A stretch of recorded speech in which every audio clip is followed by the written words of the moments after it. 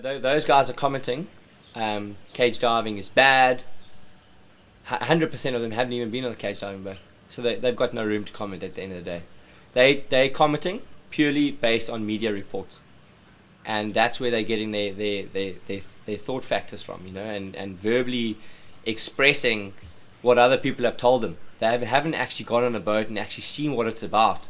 The controversy, I think, also comes from more of a misunderstanding of what cage diving actually entails, and this is perpetuated by documentaries where you'll have the shark feeding on the bait and thrashing on the bait line and bumping into the cage and so forth, and those are things that you want to avoid.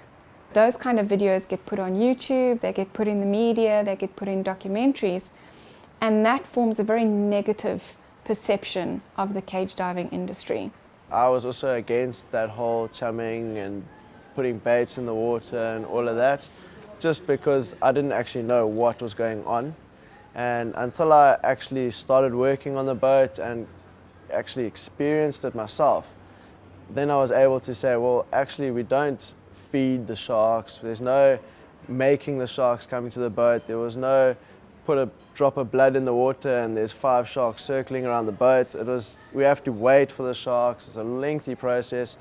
It's basically, if the shark is there, he'll come to the boat, but if he's not there, he's not going to come near the boat.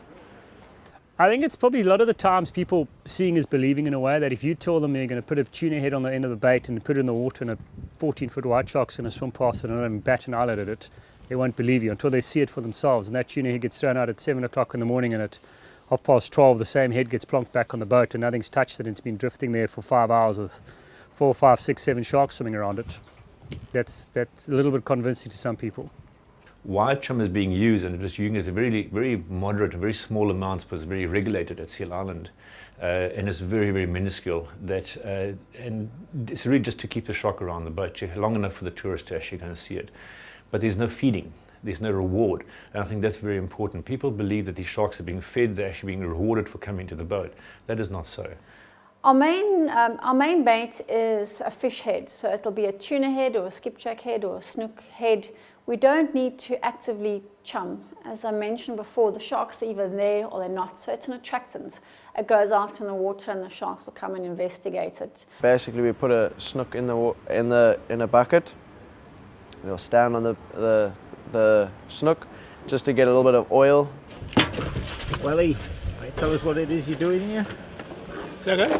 Tell us what it is you're doing here with baits. Oh, now this bait, I'm trying to bring the shark up. I'm going to give you 5 minutes. And then it's the Welly magic. Yes, that is our Welly magic. Yes. Gary, what are you doing over here? Basically, we've got frozen tuna heads inside here. Kind of thawing it out now with the water, putting some buckets of water, pulling the buckets up, and just pouring it inside.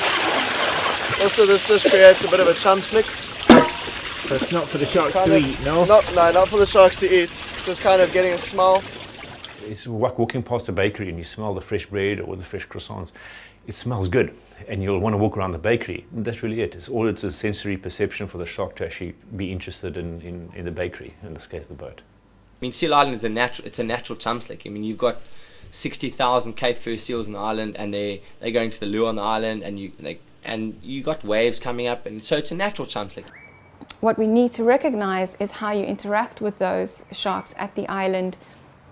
Not everybody is going to like or agree with. What we need to do is make sure that it's sustainable, and so the research to date has actually shown that at Seal Island in Cape Town, the sharks actively ignore the chum for a lot of times, and not all sharks respond to the chum. And overall, it seemed like there was not a positive conditioning happening with the sharks at Seal Island. And in fact, many of the animals stopped responding to the shark boats over time. And we documented many animals that predate on the seals that never visit the shark boats. One of the reasons we think we didn't see positive conditioning happening is that the sharks are not actively fed. working with Rob, he's always been extremely strict on bait usage. Some days they'll chase a seal decoy. You'll see it's all bitten and beaten up. The one around the boat, we make a lot of sound, especially on days when it's calm. Myself and some of the crew will make a banging noise, switch the engines on.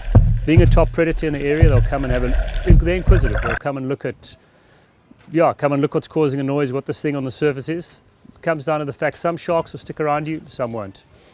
And I would say 99% of people leaving the boat have a better understanding, also a better knowledge of actually what's really around and how fantastic this creature is. As long as best practices are implemented, the sharks are respected, the ecosystem is respected, and people are given an educational experience, I think that it can be a life-changing experience.